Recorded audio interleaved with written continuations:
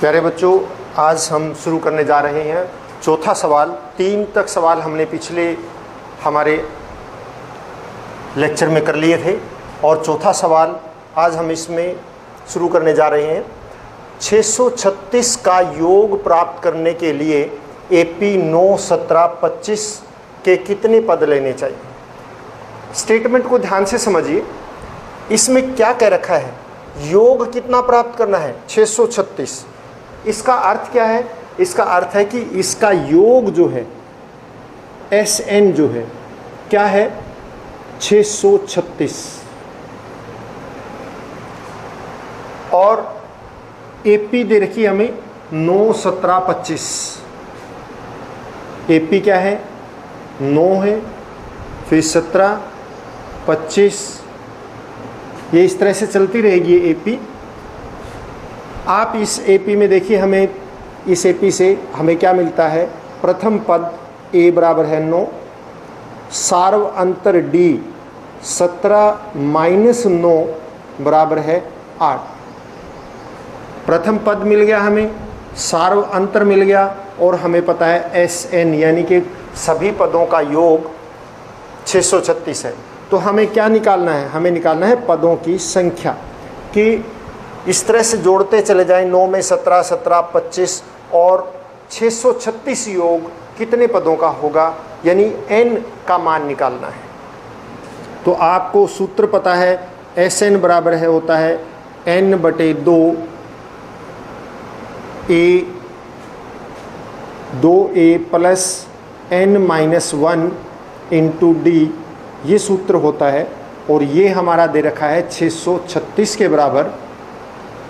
अब आप n का मान तो हमने निकालना है, तो इसको यूं का त्यों रखिए।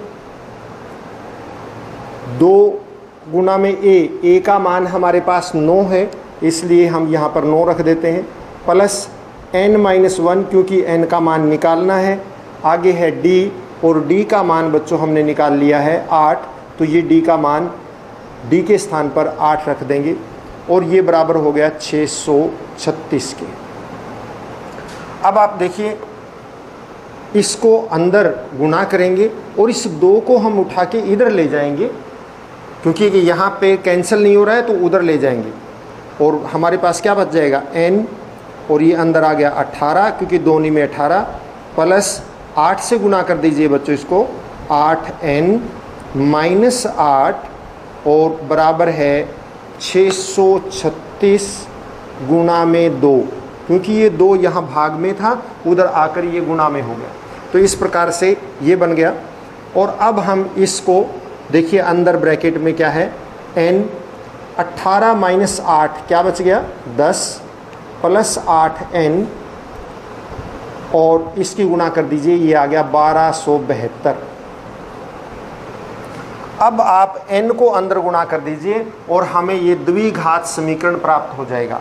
n को अंदर गुणा करने पर क्या बनेगा? 10n प्लस 8n का वर्ग बराबर है 1272। और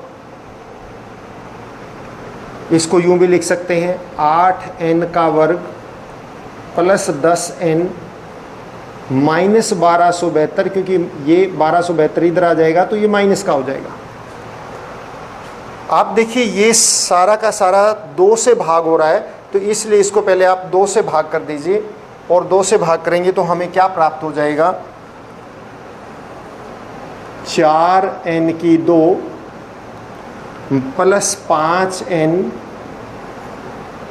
माइनस 636 बराबर है 0। अब आप देखिए बच्चों, इसको हमने हल करना है। इस तरह से हल करना है कि इसकी गुणा तो इसके बराबर हो और योग 5 के बराबर हो। जब बहुत बड़ी हो तो हमें कोई भी तरीका, आप गुणनखंड विधि लगा सकते हैं। गुणनखंड बड़े में लगाना आसान नहीं है, तो आप जो है विविधकर वाली विधि लगा सकते हैं। आप इसमें इसका विविधकर निकाल दीजिए तो हमें गुणनखंड प्राप्त हो जाएंगे। और विविधकर d जो है क्या होता है? b² माइनस 4ac ये होता है। और b यानी कि 5 का वर्ग हमने पहले निकाला है उसमें एक तीसरे चैप्टर के अंदर। और ये 4, ए की स्थान पर भी क्या है, यहाँ पे 4 है, और सी के स्थान पर क्या है, -636। अब आप देखिए माइनस और माइनस तो क्या बन गए, प्लस बन गए, और आप इसको 4 चौके 16, 16 को इससे गुणा कीजिए, 16 छिके 96, 9, 16 × 48 और 9 57, 5, 16 छिके 96 और 5 101, और ये बन गया 1 0 2। आप देखिए क्योंकि इसको इसमें जोड़ दीजिए तो 6 और 5 11 आ जाएगा, 7 2 9 और 1 10 हो जाएगा। ऐसे जोड़ दीजिए आप, 5 और 6 11 हो जाएगा, 7 और 2 9 10 हो जाएगा, और 1 और 1 2 हो जाएगा, 0 और 1, हमें ये प्राप्त होगा। अब हम क्या करेंगे, इसका मान निकालेंगे। यहाँ पर n का मान क्या होगा, आपको पता है क्या होता है, यहाँ पर -b प्लस माइनस वर्गमूल d बटे 2a, ये विविध कर की विधि से हम निकालते हैं। हमारे पास d है, ये दे रखा है, b हमें पता है 5 है, a हमें पता है 4 है, तो आप इनका मान रख दीजिए -5 प्लस माइनस वर्गमूल 1 0 2 0 1 और बटे 2 गुणा में 4।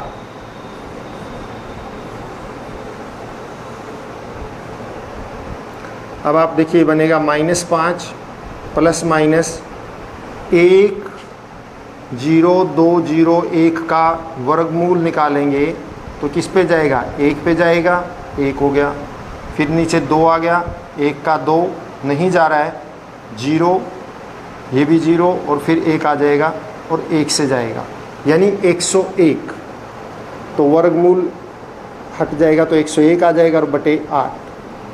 अब आप देखिए इसका n बराबर है क्या आ जाएगा, -5 प्लस 101 बटे 8, या फिर -5 माइनस 101 बटे 8।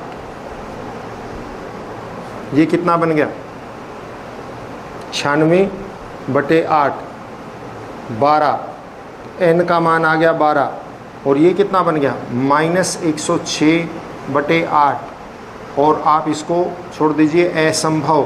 क्यों, क्योंकि n का मान ऋणात्मक नहीं हो सकता, इसलिए हम इसको छोड़ देंगे। n का मान 12 आ गया, और हमें क्या निकालना था, कितने पद चाहिए, तो हम क्या कहेंगे कि पदों की संख्या, यानी कुल पदों की संख्या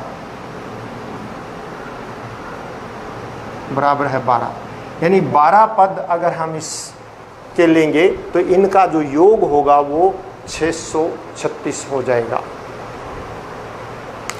इसी तरह से अगला सवाल 5वां, और 5वें सवाल की स्टेटमेंट देखिए आप।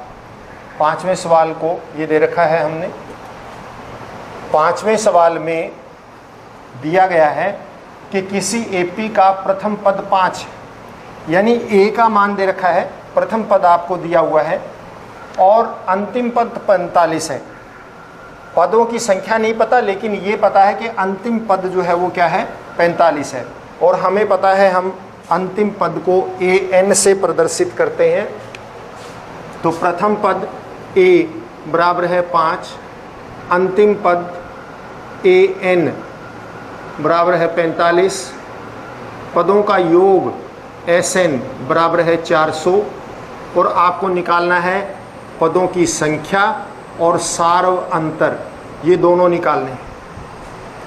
तो आप देखिए बच्चों, यहाँ पर an दे रखा है हमें, और a दे रखा है, sn दे रखा है, और निकालना क्या है, n और d।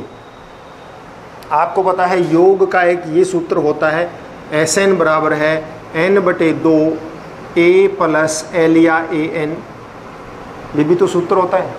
यही सूत्र हम लगाएंगे, sn के स्थान पर क्या रख देंगे, 400, क्योंकि sn 400 है, बराबर है n बटे 2, n का मान नहीं दे रखा, निकालना है, इसलिए इसको यूं का त्यों रहने देंगे। प्रथम पद 5, अंतिम पद 45, तो अब आप देखिए 5 + 45 क्या हो गया 50, n/2 गुणा में 50 बराबर है 400, और इसको काट दीजिए, ये आ गया 25। तो हमारा मान क्या आ गया 400 बराबर है 25n। अब आप बच्चों देखिए n का मान निकालना है, n का मान निकाल दीजिए कि 400 भाग 25, क्योंकि यहाँ 25 गुना में है, इधर आके भाग में हो जाएगा। तो ये बन गया 25 एकम 25 और 25 छिका 150 यानी 16। तो n का मान 16 आ गया, यानी पदों की संख्या 16 है। और इसके बाद हमने सार्व अंतर निकालना है। तो सार्व अंतर के लिए आप क्या करें बच्चों, A16 आपको पता लग गया है, क्योंकि an अंतिम पद 45 दे रखा है हमें और n का मान 16, यानी 16वां पद क्या है हमारे पास 45। और 16वां पद कैसे लिखते हैं, a + 15d। ये किसके बराबर 45 के बराबर, क्योंकि आप देखिए हमने A16 को 45 क्यों लिया। आप यहाँ देखिए हमने n का मान 16 निकाल दिया है, n का मान जो है हमारा 16 आ गया है, यानी इसमें कुल पदों की संख्या 16 है, अंतिम पद जो है वो 16वां है। तो इसलिए A16 बराबर है 45। और हमें पता है किसी भी पद को कैसे प्रदर्शित करते हैं कि जो पद हमने निकालना है उसमें से n का मान यानी कि 16 है तो a + n-1 × d होता है, और n-1 यानी 16 - 1 बराबर 15, d बराबर है 45। और हमें प्रथम पद पता है 5, तो प्रथम पद का मान रख दीजिए 5 + 15d बराबर है 45। और इस प्रकार से हमारा जो है d का मान भी आ जाएगा, और 15d बराबर है 45 - 5 यानी कि 15d बराबर है 40, ये हो गया।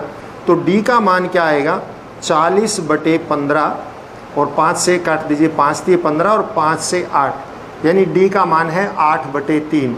तो हमारा आ गया d बराबर है 8/3 एक, और n का मान है 16।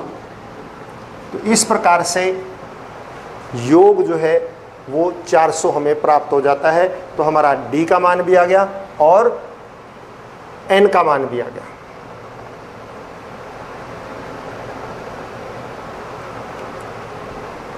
अगला सवाल,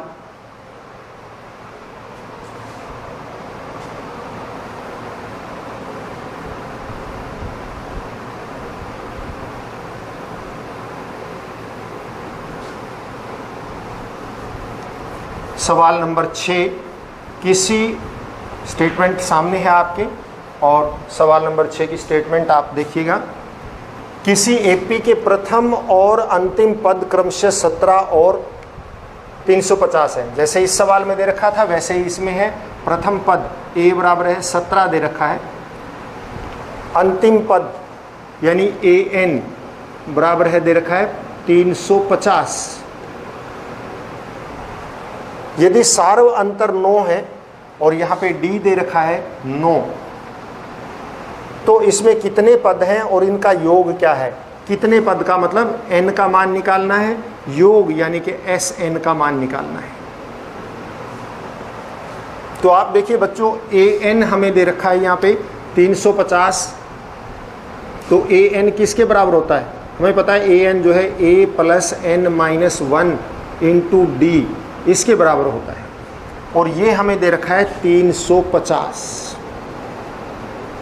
और हमें a का मान भी पता है यानी कि 17 प्रथम पद + n-1, d का मान भी हमें पता है 9 बराबर है 350। और अब आप जो है इसको 17 को उठा के इधर ले जाइए और n-1 × 9, और आप 350 17 को उठा के उधर ले जाएंगे तो -17 हो जाएगा, और ये बन गया हमारा 333।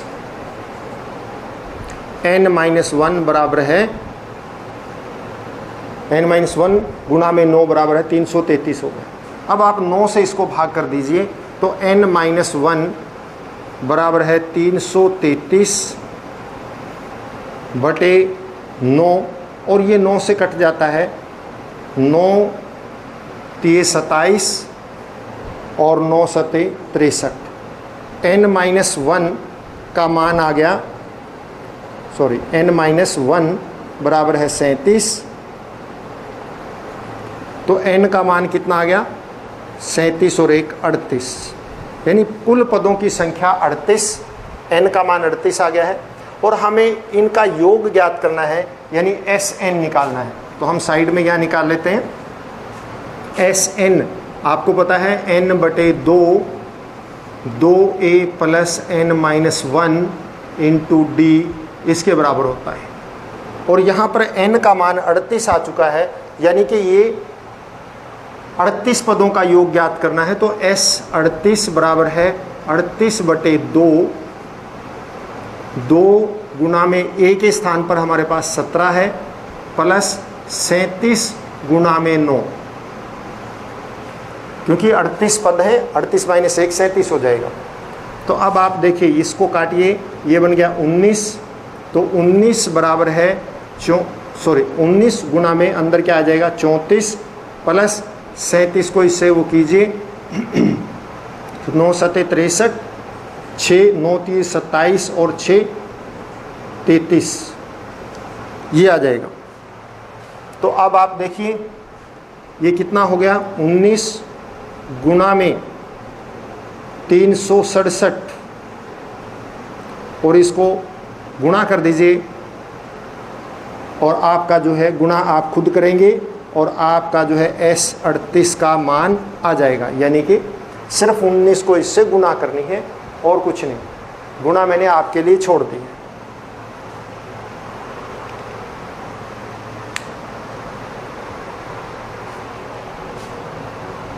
इसके बाद 7वां सवाल और आज के इस लेक्चर के लिए अंतिम सवाल। 7वें सवाल में दे रखा है आपको, उस एपी के प्रथम 22 पदों का योग ज्ञात कीजिए। एपी के प्रथम 22 पदों का योग ज्ञात करना, यानी S22 ज्ञात करना है आपको। तो n का मान तो हमें पता लग गया, n बराबर 22 हो गया, 22 पदों का योग ज्ञात करना है। उस एपी के प्रथम 22 पदों का योग ज्ञात कीजिए, जिसमें d जो है कितना दे रखा है, d दे रखा है 7, और 22वां पद यानी A22 कितना है 149।